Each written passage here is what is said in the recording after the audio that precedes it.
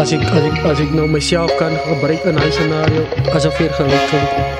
En ik mezelf als iemand wat ook depressie meer onlangs geërvaren. Tot bij een punt waarbij ik het bij een besluit gekomen ga mijn eigen leven nemen. Want ik heb al die ideeën hoe om onze omstandigheden bij de huis te verbeteren, maar die familie is hier on board. Ze draaien business te bouwen, maar business wali bisa geraakt, die income kom je door die business. So zij beginnen voelen zoals een failure na al je harde werk en die contribute towards depression. En ik denk dat is waar ons huidiglijk is. En die platform wat ons huidiglijk probeer bouwen, is dat zodat ons mensen niet hoeven die depression te experiencen. En als ze dat experience, daar is een support system in plek. En ik denk, jij die daar gehad. En hij is die reden hoekom ik zeg, zij is bij steek voor een jongman van het op je eigen uit zo'n enige ondersteuning die hij depressie geweekt. En ik denk, het is baie belangrijk dat ik die volgende ook noem. Ja, je gaat misschien een ondersteuning, een support structure wees, maar op je einde van die dag, die responsibility ligt nog steeds zelf bij jou als die persoon wie die depressie ervaart. Om uit dat uit te komen. Ons gaan voor jou die informatie, die tools en die resources kan geven, maar zij moet jezelf uit het uitleggen. You understand? En dat is waar ik je net weer wil comment. Zij was baie sterk om dat te doen. Want ik weet waar het voor mij gekost om uit mijn depressie uit te komen. En zoals ik voor jou zei, dat het mij gevat tot bij een punt waar ik mijn leven wil gevat heb. You understand? So ik kan verstaan hoe depressie een groot obstakel voor content creators kan wees. Want niet net deel ze met je challenges personally niet. Zij heeft nog steeds hij rejection en hij negative comments. Wat mensen gaan zitten boven jouw content. Zoals ik had één comment één keer gelezen. Ja, zij blijft boring goed post. Hoe kan blijven ze zulke verveerd? En jouw respons naar die persoon toe was voor mij net, het was 100 man. Ja. Van, ons gaat die mensen aan buiten krijgen. Hulle gaat try om jouw babbel te bus. Maar blij in jouw fanta blikkie. Zij is op je rechte pad. Doen wat voel als aligned met jouw visie. You understand? En moet laat niemand jou terugzetten. En ik denk wat voor mij het tegengevat het die depressie. Toen ik nou die video's begin te posten en alles. Ik denk is net die supporters man. Die supporters wat elke tijd op naar mij terugkomen met een persoon. Die mensen wat voor mij gezegd hebben, joh, jouw video's maken mij dag, jouw video's laat mij goed laten voelen. En hij is wat voor mij hoe kan ik zeggen? Kan ik maar nou Engels? Ja. That's the thing, like, that kept me going, man. That kept me going. And I'm so thankful, like, ik is dankbaar voor die heren, dat hij voor mij, like, die platform gegeven om net voor mensen te inspireren. En ik denk, like, die comedy was mijn escape. Comedy was ik mijn escape, because als ik iemand anders een dag maak, kan het voor mij laat goed voelen. Het lag zoveel van je eigen schouders af, als je iemand anders een glimlach kan opzetten.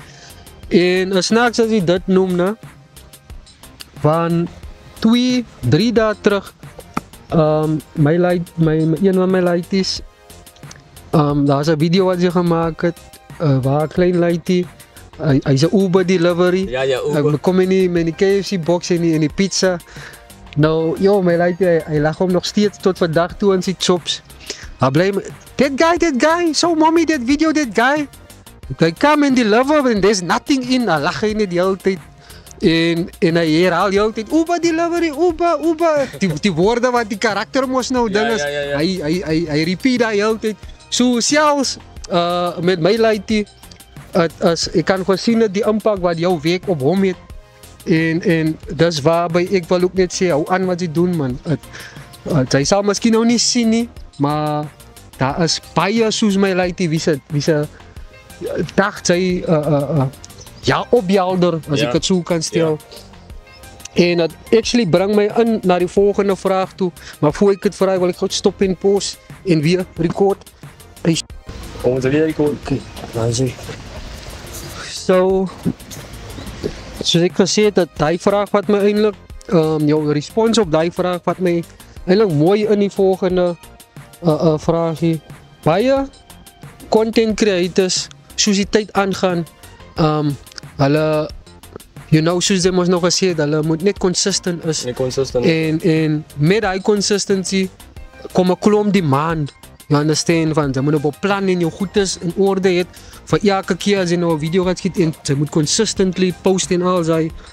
En as gevolg van die proses burn-out baie content creators, hulle experience 'n burn-out en hulle verloor direction. Hulle het miskien begin comedy doen en nou sien jy wie hulle doen drama. You understand? Hulle is totally van hulle beginsels af. En dan begin negatively affected die quality van die content. En die gebeur met ons ook as wykers op in die hoed van ons het die mense introduced to politics en nou wat ons goed is doen wat die political is dan is het like een persoon het gekom en ek het hier gesubscribe for a specific reason, maar nou doen julle ander goedes. You understand? So wat doen jy om motivated en focused te bly op jou spesifieke content? Ek sal sê like as ek burnt out voel man, like as okay om 'n bereik te vat van content creating af. As okay om 'n maand af te bly van social media af. Like die tyd nodig sy. Sy nodig baie tyd om jouself weer te vind, you know. Ek sal sê wat vir my motivate like as net like kan ek nou sê ek gee altyd alles oor aan die Here man. Ek vra altyd vir die Here like guide my.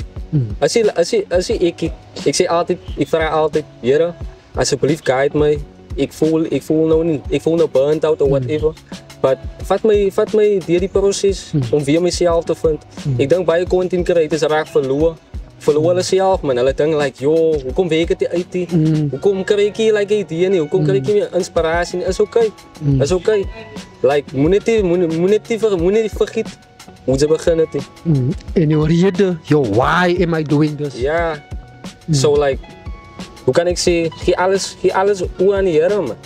Hy is altyd my medie or whatever it go. So met dit gesê en vir die tipe genre wat jy doen, wat in terme van jou personal story en jou background het 'n influence op die tipe content wat jy doen? Ek sal sê repeat of gebaseer op jou tipe content, wat in jou persoonlike story en jou agtergrond het geïnfluence dat die spesifieke content is wat jy doen? Ek sal sê like jy gaan nou begin toe ek klein gewees het, you know, soos ek groot geraak het deur die jare, like ek was baie geboelie man. Ek was baie geboelie op die laerskool, was ek baie geboelie en mense die kinders het altyd vir my gesê op die skool like sy's funny, sy's mal whatever en ek het verstaan hoekom die mense die klasnaar whatever maar hulle was altyd negatief en ek het verstaan hoekom en dis op die laerskool totdat een juffrou vir my gesê het in graad 6 die dag toe doen ons like play in haar klas en was op punte en toe ek nou die play doen met 'n paar kindertjies en toe sê die juffrou vir my like kyk sy gaat veel komen in leven. Sy moet net aanhou. Cause die kan dalk jou deel beraken. En ek het nie verstaan nie man. En toen kom ik op die hoërskool. Toen was ik weer geboelie. En toen ik op die hoërskool kom. Toen was het net like, ik wil opgegeten en al die dingen man. En ik zal zeggen, dat is wat voor mij geïnspireerd. Ik was geboelie man.